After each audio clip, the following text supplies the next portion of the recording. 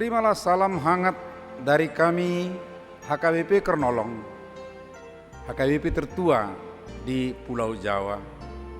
Bapak, Ibu, dan Saudara yang dikasihi oleh Tuhan Yesus Kristus, sejenak kita mendengar firman Tuhan sebelum kita beristirahat. Mari kita berdoa. Terima kasih Tuhan, Maha baik Engkau memelihara hidup kami sepanjang hari ini.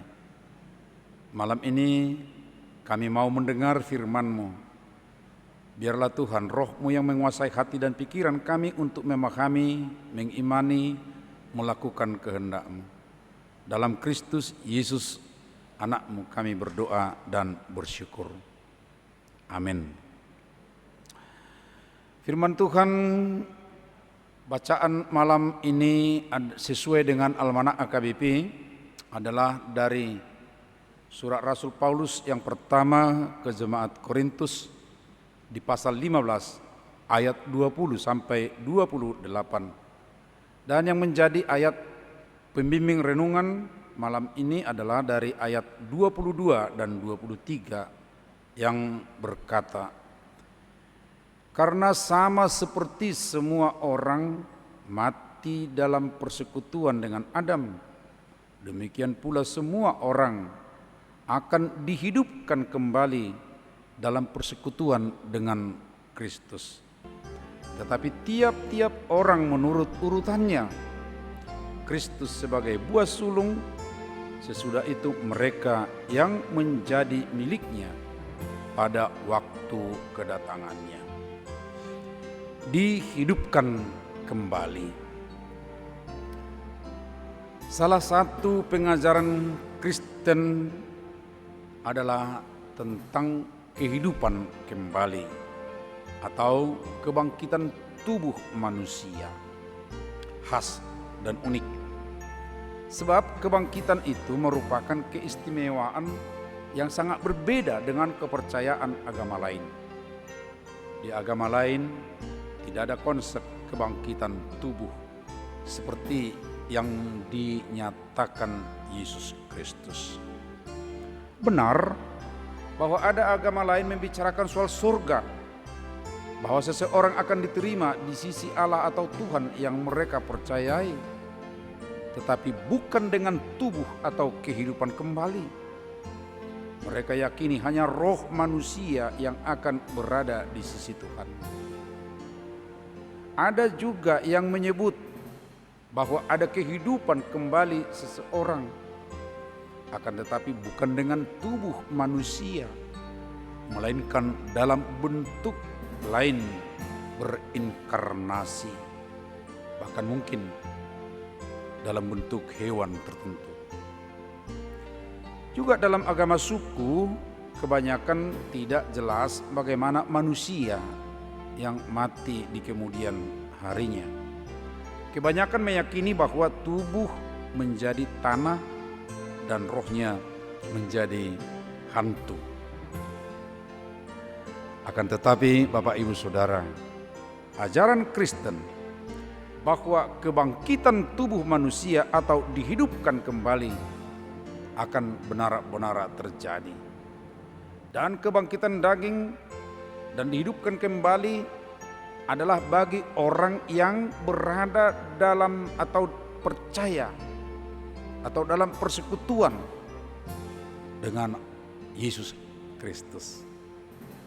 Kebangkitan itu sama dengan Yesus yang datang ke dunia sebagai manusia, mengalami kematian, dan kemudian dibangkitkan dalam tubuh rohani.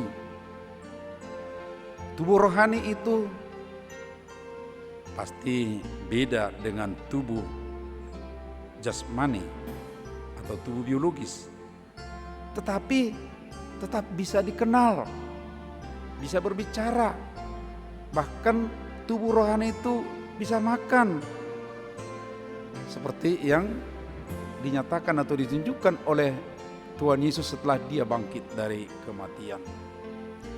Dan pada waktu yang bersamaan, ya, tubuh fisikal itu tadi berbeda dengan tubuh rohani.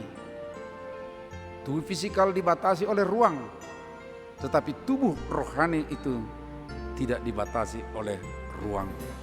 Sebab kita ingat bagaimana tubuh Yesus yang sudah dihidupkan kembali,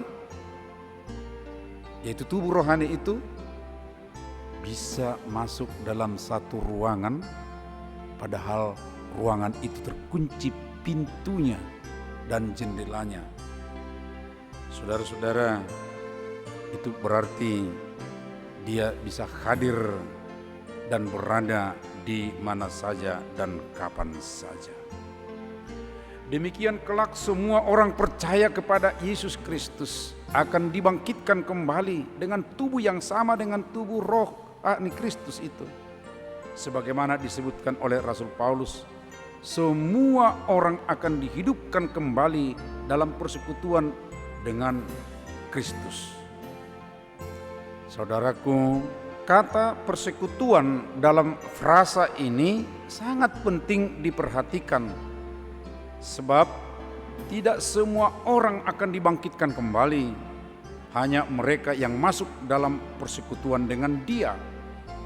Persekutuan berarti berada di dalam atau bersama dengan Tuhan Yesus sejak sekarang ini.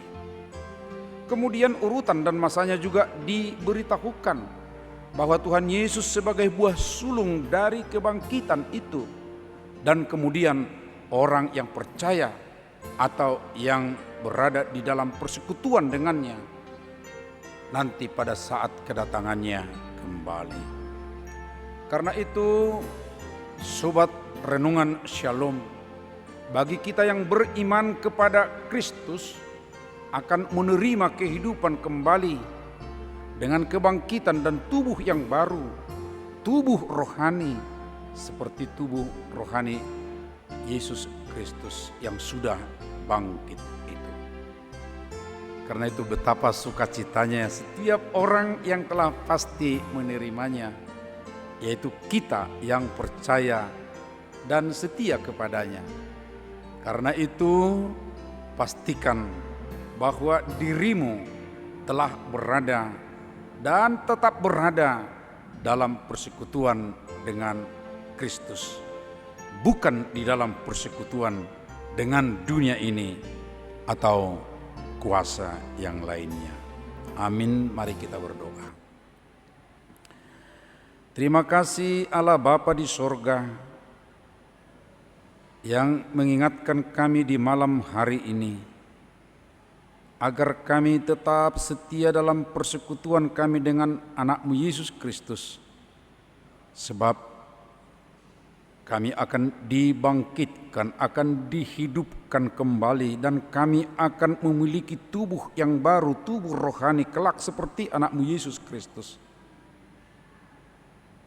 Karena itu Bapa, biarlah kami selama kami masih dalam kehidupan di dunia ini setia dalam persekutuan dengan anak-Mu Yesus Kristus. Kuatkan kami Bapa untuk melakukan yang terbaik.